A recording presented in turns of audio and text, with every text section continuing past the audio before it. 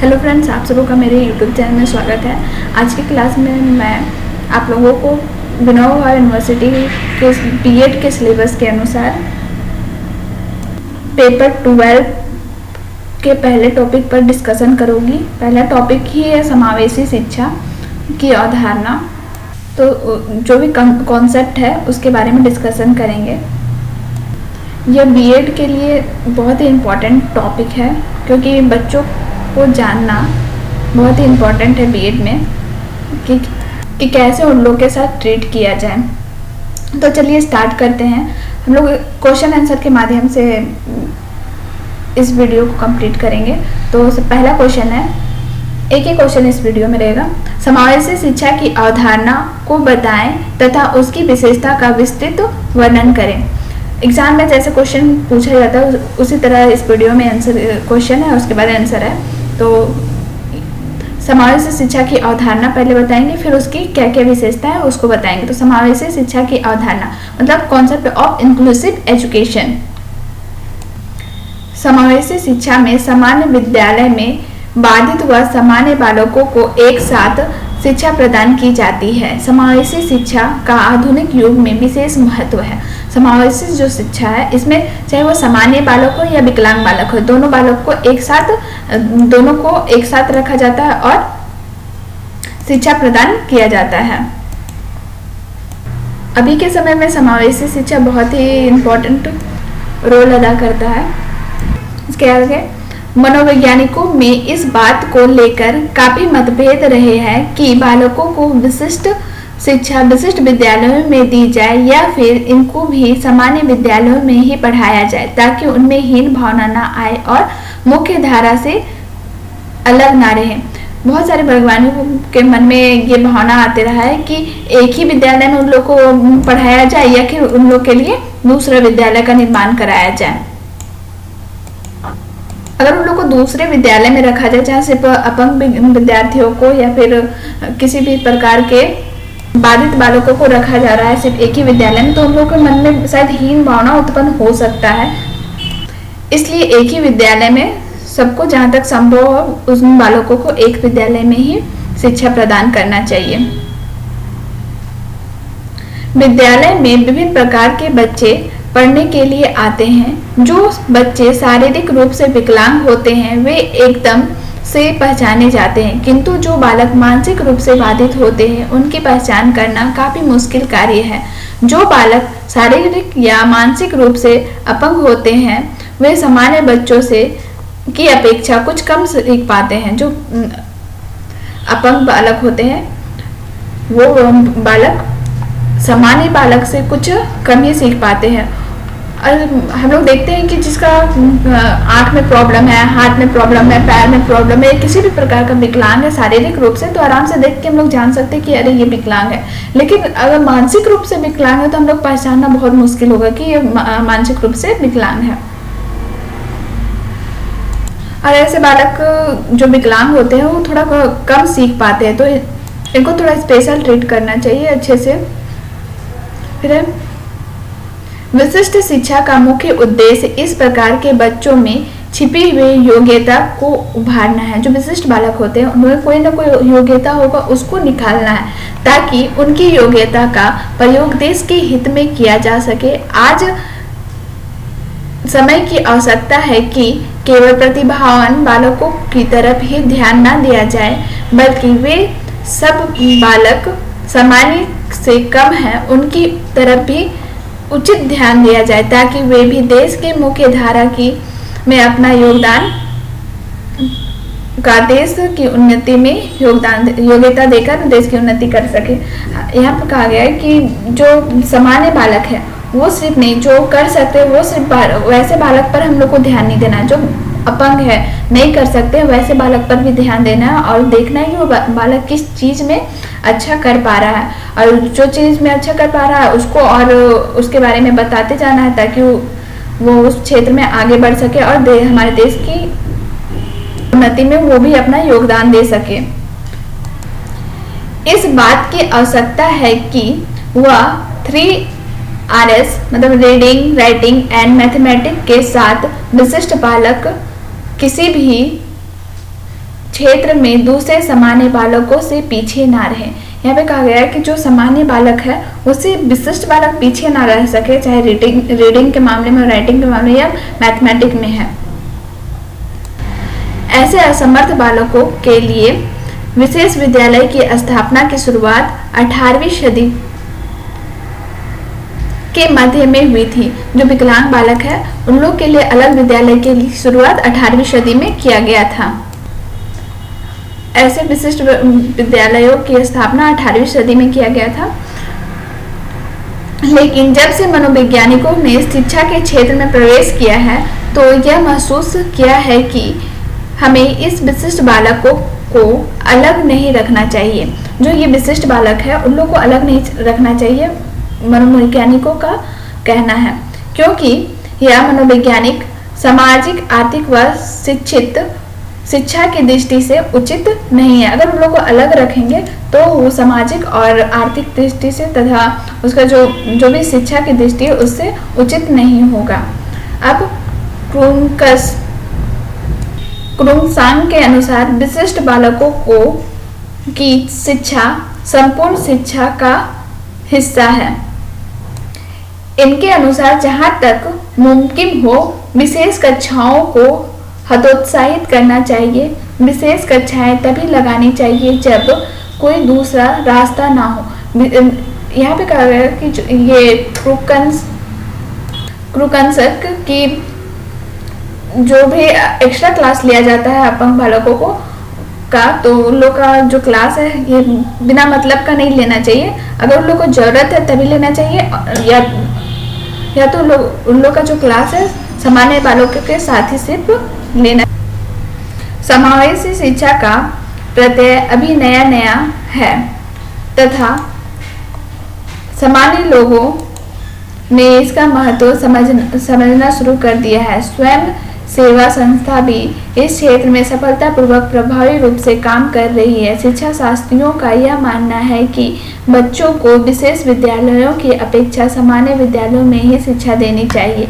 छात्रों को सामान्य विद्यालय में प्रवेश दिया जाता है तो उनको न केवल सामान्य अध्यापक की सुविधा उपलब्ध होती है बल्कि ऐसे छात्रों के लिए प्रशिक्षण प्राप्त अध्यापक की सेवाएं भी उपलब्ध होती है। अमेरिका में 1975 ईस्वी में अमेरिकी कांग्रेस ने प्रत्येक असक्षम बालकों के लिए शिक्षा का एक कानून पास किया था। इस कानून का मुख्य उद्देश्य असक्षम बालकों को देश की मुख्य धारा से जोड़ना था।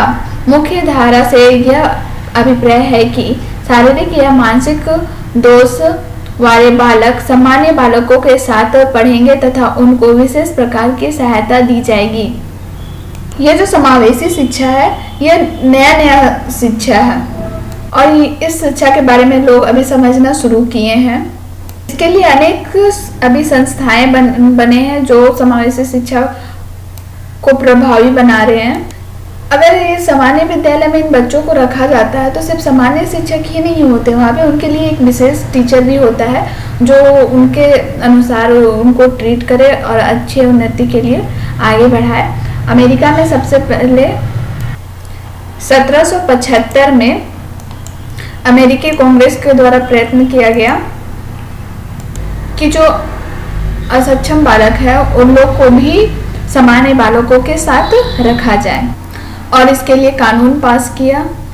कानून पास करने के बाद इसको मुख्य धारा से भी जोड़ा। इस धारा में था कि जो शारीरिक रूप से या मानसिक रूप से दोषी बालक है वो सामान्य बालक के साथ ही पढ़ेंगे। भारत में भी समावेशी शिक्षा अमेरिका के मुख्य धारा आंदोलन का ही परिणाम है। जो समावेशी शिक्षा अभी चल रहा है भारत में वो अमेरिका के मुख्य धारा का ही परिणाम है।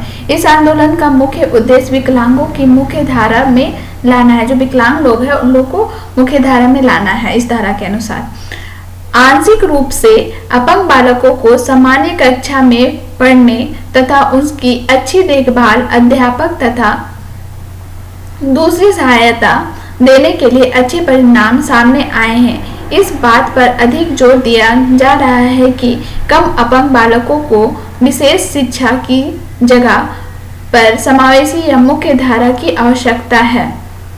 ये जो धारा बना है इसके अनुसार है कि जो बालक के लिए विशिष्ट शिक्षा की जगह समावेशी शिक्षा को ही दिया जाए, यानी कि उन लोग के लिए अलग से शिक्षा प्रोवाइड किया जाए। समावेशी शिक्षा के अंतर्गत सभी प्रकार के असमर्थ बालकों को सामान्य कक्षाओं में ही नहीं पढ़ाया जा सकता है।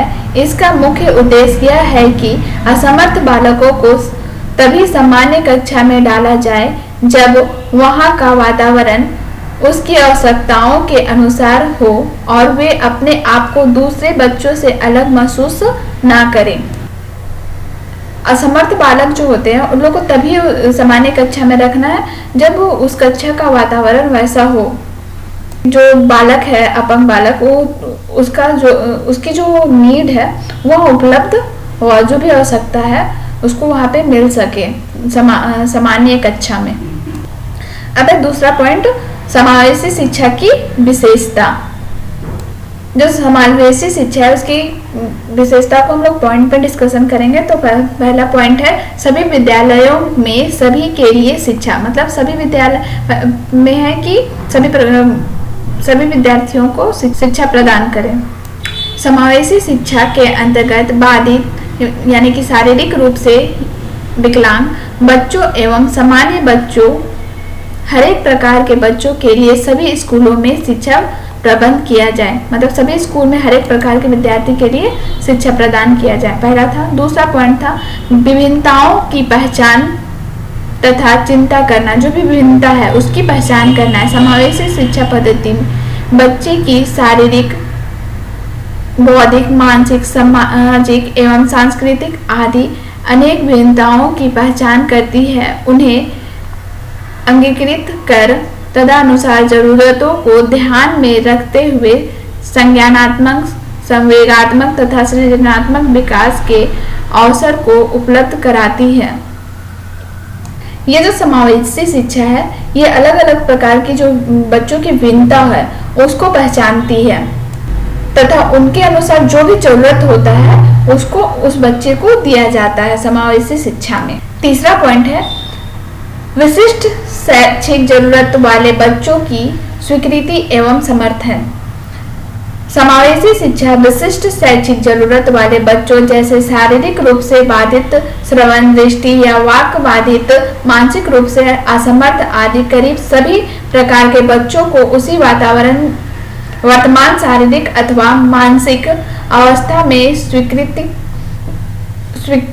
करती है तथा उन्हें असमर्थन प्रदान करती है, जिससे उन्हें विकास में इष्टतम अवसर प्राप्त हो सके। इसमें कि किसी भी प्रकार का बालक हो वहाँ पे स्वीकार करना है कि अपंग बालक है, तो हाँ स्वीकार करना है कि अपंग बालक है, उसको उसके हिसाब से ही उसको शिक्षा देना है। नहीं सुन पा रहा है तो उसके लिए थोड़ा जोर से बोलना पड़ेगा। अगर देख नहीं पा रहा मतलब कम देख पा रहा है तो उसको आगे बैठाना है और उसको फिर जो नहीं पढ़ पा रहा है उसको पढ़ के बताना है। इस प्रकार उसका सहायता करना है और उसका विकास में हम लोग को योगदान देना है। चौथा पॉइंट है शैक्षिक शिक्षा का मौलिक अधिकार, मतलब जो शिक्षा का अधिकार है सबको, ये तो भारतीय संविधान में मौलिक अधिकार भी मिल गया है शिक्षा का अधिकार। समावेशी शिक्षा के मौलिक अधिकार को सैद्धांतिक तथा व्यवहारिक रूप से में स्वीकृत करती है।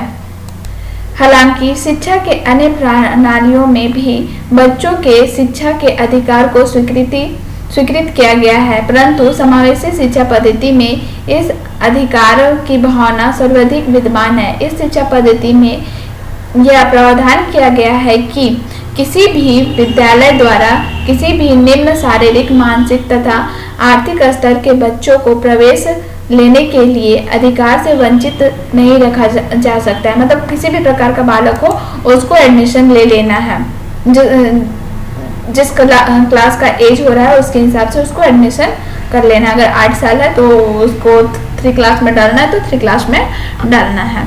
उसके बाद है पांचवा विभिन्नताएं कोई समस्या नहीं है, मतलब कोई विभिन्नता जो है वो समस्या नहीं है। इस शिक्षा पद्धति में बच्चों की बढ़ती हुई विभिन्नताओं के को कोई समस्या नहीं समझा जा सकता है।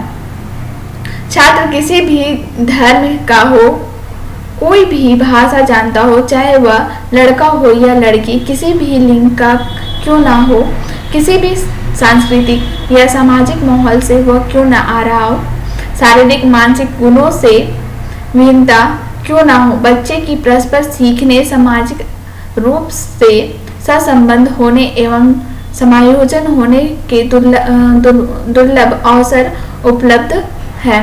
मतलब किसी भी प्रकार का क्यों ना बालक हो, उसमें कोई भेदभाव नहीं करना है और लोगों को शिक्षा प्रदान करना है। के आधार पर मतलब कोई भी भिन्न प्रकार, चाहे वो लड़का हो या लड़की, कोई कुछ भी नहीं देखना है, सबको समान शिक्षा प्रदान करना है।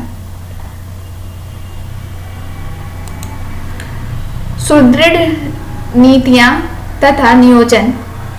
समावेशी शिक्षा में शिक्षक शिक्षा के अधिकार की रक्षा करने एवं उसे लागू करने हेतु राष्ट्रीय व राज्य स्तर पर नीतियां सुदृढ़ व स्पष्ट है और इन नीतियों का नियोजन भी बड़े सफल तरीके से किया जा रहा है। यही वजह है कि गत 10 वर्षों में बच्चों की शिक्षा विशेषकर असमर्थ बच्चों के लिए स्कूलों, अध्यापकों एवं समाज के अभिवृद्धि में अधिकाधिक बदलाव देखने को मिला है। ये जो शिक्षा का अधिकार है उसकी रक्षा करना और लागू करना है। राष्ट्रीय और राज्य दोनों का अधिकार है और राष्ट्रीय राज्य दोनों काम कर रहे शिक्षा के अधिकार पे, जिसकी वजह से स्कूल और अध्यापक जो है अच्छे उपलब्ध हो रहे हैं। इस बार समावेशी शिक्षा की विशेषता समाप्त होता है और ये क्वेश्चन का आंसर कंप्लीट हुआ। धन्यवाद आप सबों का मेरे साथ बने रहने के लिए। अगली क्लास में समावेशी शिक्षा की आवश्यकता पर डिस्कशन करेंगे और इसी प्रकार क्वेश्चन आंसर के फॉर्म में लाएंगे नेक्स्ट वीडियो। तो उसे भी जाकर आप जरूर देखिएगा। ये टॉपिक बीएड के लिए बहुत ही इम्पोर्टेंट है। अगर कोई भी शिक्षक बनने वाला है तो उसको ये टॉपिक जानना बहुत ज़रूरी है, इसलिए देखना बहुत ज़रूरी था। चलिए अब वीडियो समाप्त करते हैं। धन्यवाद फिर से आप लोगों का।